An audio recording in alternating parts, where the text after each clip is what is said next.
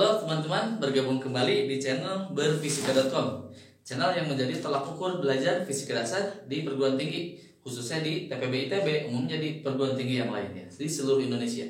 Nah, ini materi terakhir di bab rotasi benda tegar. Lumayan, udah cukup lama ya. Oke, nanti di video selanjutnya kita akan lanjutkan ke kesetimbangan ya benda tegar. Kemudian lanjut elastisitas, lanjut ke gerak harmonik. Oke. Kekekalan momentum sudut ya. Kita analogikan teman-teman dengan kekekalan momentum linear ya. Kekekalan momentum linear itu terjadi akibat sistem terisolasi ya, sistem terisolasi. Nah, sistem terisolasi ini artinya apa? Energinya kekal, oke, energinya kekal dan momentum sudutnya kekal ya, yang di gerak linear udah paham kan? Nah, tetapi sistem terisolasi itu apa artinya? Sistem yang tidak mengizinkan adanya sebuah gaya dari luar gitu ya. Jadi benar-benar terisolir, artinya benar-benar tidak boleh ada yang masuk gitu si gayanya. Jadi kalau di momentum linear ya, di kasus momentum linear.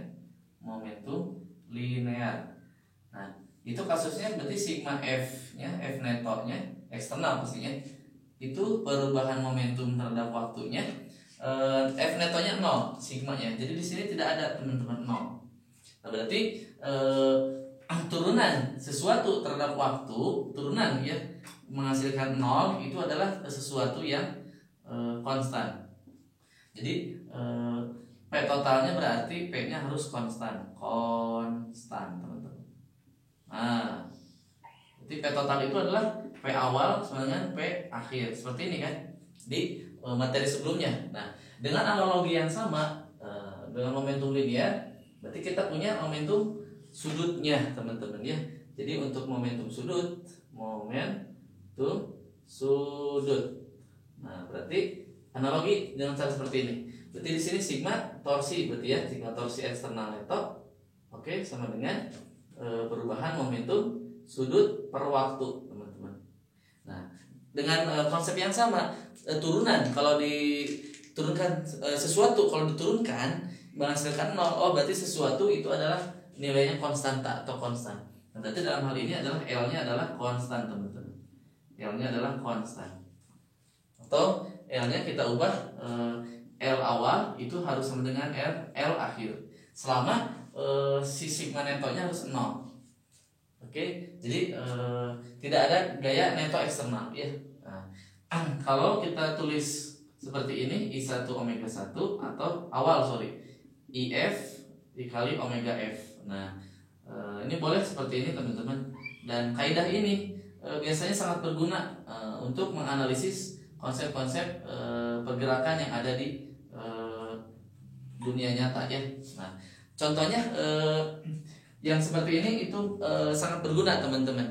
Saat teman-teman misalkan meninjau ada pemain ice skating ya, pemain ice skating ya.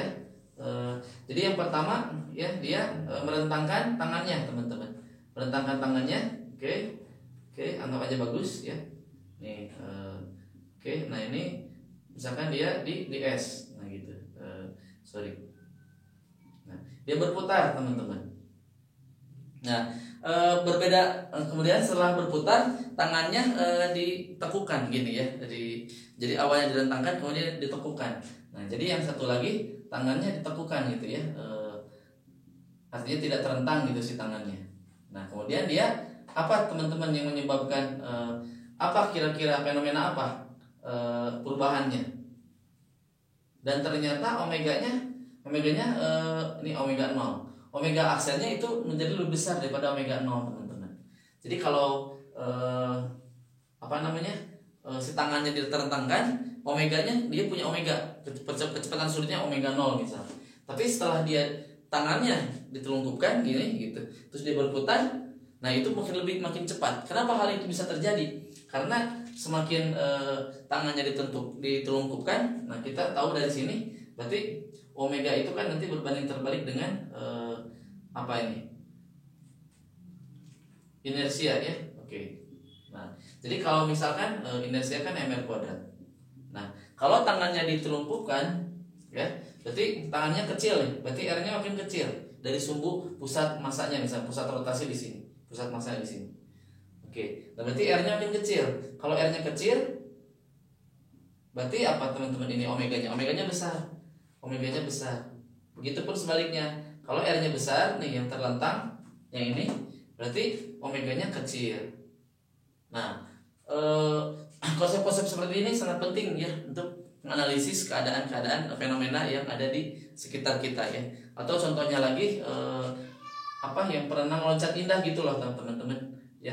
Nah, awalnya dari sini kemudian dia loncat gitu ke sini. Nah, kalau pengen berputar meliuk-liuk lebih cepat, tangan dan kakinya harus ditekuk gitu terus. Jadi jangan kan awalnya lurus gitu kan, dia meloncat gini.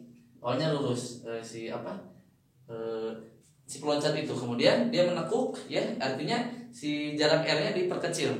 Nah, kalau R-nya diperkecil, berarti nanti omeganya akan membesar, teman-teman.